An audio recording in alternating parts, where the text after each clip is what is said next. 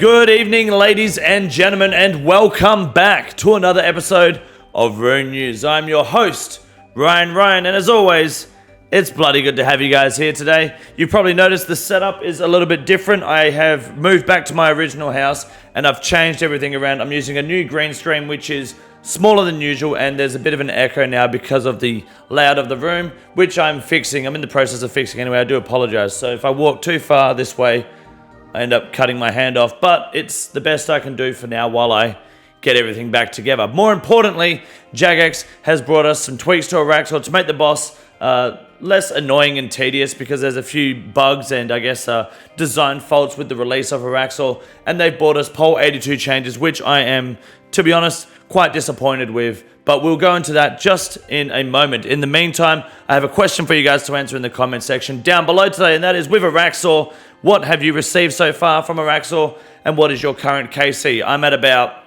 160 KC and received fuck all, except like the speedrun transmog item. That's about it. So not the best Araxxor experience for me, but how was your Araxxor experience? Let me know in the comment section down below. Like and subscribe while you're down there. I really appreciate the support. My name is Ryan. You're watching Rune News, and you're watching Rune News. This week's update brings us Araxxor tweaks and Pole 82 updates. So, starting off, there's some bullshit artwork that no one cares about. We're going to scroll straight past and start talking about the Araxxor changes. Now, there was a bug where if you killed Araxxor and stood under Araxxor, it wouldn't always push you out of the way so that you couldn't claim your loot, and you would just have to basically teleport away to be able to get out of the room or log out. That's been fixed now, so hopefully there are no more issues when trying to loot Araxxor. And they've also changed it so, like, you know how you have to get, like, I think under 1 minute 10 or 1 minute 15 or whatever it is, 1 minute 12 to get the transmog time? That included looting time? Not anymore. So now it's just once Araxxor's dead, you can take your time, loot it, and you will get the transmog. They've also actually made a difference in the icon between the extended anti-venom and the normal anti-venom plus as well, so you can actually tell which potion is which.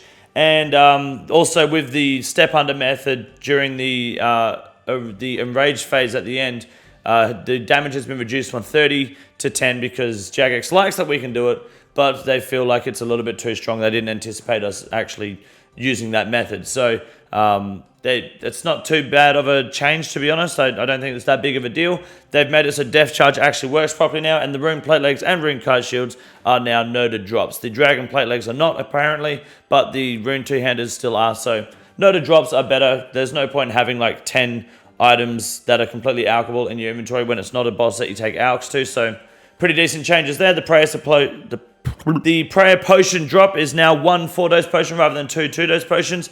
Makes it a lot easier, makes it more clean. They put spiders back on the gauntlet. And to be honest, the rest of the update is just kind of disappointing garbage. Like, the drop rates are confirmed on the wiki here that you can probably see if I stand over here. No, it's not too big of a deal. This is for the areola boots from the little spiders, which you get increased drop rate when you're on Slayer task. And it is 1 in 600 for the Fang, and each halberd piece is 1 in 200. And it's like the bludgeon where you get one piece after the other, so you don't get dupes until you have finished a full halberd. And now we have Pole 82 changes, which I personally am a little bit disappointed in what's going on here, because Trouble Brewing and Temple Trekking changes are in the game. That's fine, who cares? The main thing is the Wintertodt changes. They've gone for the beta. Now, I understand that they probably should beta test this because of potential deaths for hardcore Ironman, and they want to make sure the warmth meter works with the Wintertodt changes above here. This beta comes out tomorrow to test, but I feel like we should have had this quite a while ago. I know that they work on the pole quality of life changes in spare time. I feel like a lot of people are waiting for this update to happen so that we can finally move forward and start doing Wintertodt again and get this dog shit grind out of the way.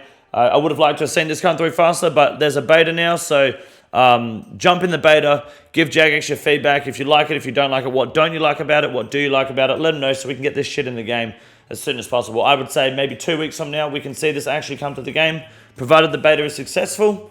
So until then, it sucks that we've got to wait even longer for the Wintertodt changes, but I guess it's coming at the end of the day. They have a beta, starts tomorrow. Check out the beta worlds. Summer Summit is happening this Saturday. I will hopefully go live for the Summer Summit and discuss it, and I guess see what they have to offer us. I'm not expecting much from Jagex, to be honest, for this Summer Summit, because we still have to wait for Valamor Part 2, which is meant to be coming towards the end of this month, I think. So And they're going to throw like the Halloween and Christmas event in there, which is just complete horseshit anyway. But Summer Summit this weekend, looking forward to seeing what they can surprise us with at least. Other changes are full of garbage. Merch update, the drum and bass album's not too bad. We listen to it on stream. Books, if you read, this is for fucking nerds. And then more merch store garbage. No one gives a shit. LMS is back on Oswords, which means Daddy's getting racist. That is all this week for the Oldschool Runescape update. It's a little bit lackluster. I was honestly expecting a drop table buff to Araxxor. I'm surprised they didn't do that, because the loot's kind of dog shit. Look, the boss is fun at the end of the day. You're there for the fang, you're there for the halberd. There's money to be made regardless, and it is a good boss to kill. My name is Ryan. You're watching Rune News, and you're watching Rune News. With the release of Araxxor and Oldschool Runescape last week, this does nothing but confirm everything that comes to Oldschool Runescape from RuneScape 3 is infinitely better. And that's because RuneScape 3, this shit right here, it's fucking dog shit. Good evening, ladies and gentlemen, and welcome back to the Grand Exchange segment for Rune News. My name is Wade Green, and we've got the Inquisitor's plate skirt coming up in the rise this week. Because of Araxxor, the whole Inquisitor's set is on the fucking rise, and rightfully so, because Crush is making some big money, big moves, and some big kill times at the moment. With the way Araxxor works, with not just making big drops, but also green logging it to get the ornament kit for the necklace. It's a beautiful tactic that Jagex has introduced, giving Crush some love, making Inquisitors a great fucking gear set to have owned previously, and making the Nightmare more valuable to kill as well. Shout out to Inquisitors, shout out to Araxxor. However, the Dormac Daddies have been taking a hit because while Crush is an excellent weapon or attack style to be going with here, the Dormac Daddies just don't hold up the heat, because to get the full set combo, you got to wear the helmet. It's a Slayer boss only. So a Slayer task only boss, so you need the Slayer helmet. So the Dormac Daddies do fall short here, unfortunately. However, that means that they are a good time to invest in, because back to 4.6 mil, they're still a very good weapon to have outside of Araxxor in the rest of the game. Now, the most valuable traded item of the week is the Cypher Vitua, being an absolute powerhouse on Crush. Inside of Araxxor, even on Slash, it's not bad, but you don't even need Inquisitors for it to absolutely dominate when in Crush mode. So grab yourself a Scythe if you have the money. It's not likely to rise or drop too much further. It might drop another 100 mil or so when the hype dies off, because Araxxor isn't that big for money when it comes to gold per hour. So maybe give it another couple weeks. The Scythe should drop back down to the 1.3, 1.4 bill region. Should be fine and healthy there. But the Scythe has been absolutely killing it this week. Great investment if you bought it beforehand for Araxxor. And then, of course, with the release of the Areola boots, the mole slippers have been taking a significant hit, which is actually good news for those looking to invest, because this means it is prime time to jump on the mole slipper hype and grab yourself some fucking mole slippers today and become a rich cunt tomorrow, because we know once the hype of the Areola boots die off and people get back to the game and stop worrying about Araxxor and the Arax sites, the mole slippers are coming back in full force. And this exact moment, this time next year, you're likely to see these at 30 mil a fucking pair. So grab yourself some mole slippers, invest today, and make yourself a rich cunt tomorrow. My name is Wade Green. You've been watching Rune News. My name is Rune News, and you're watching Rune News.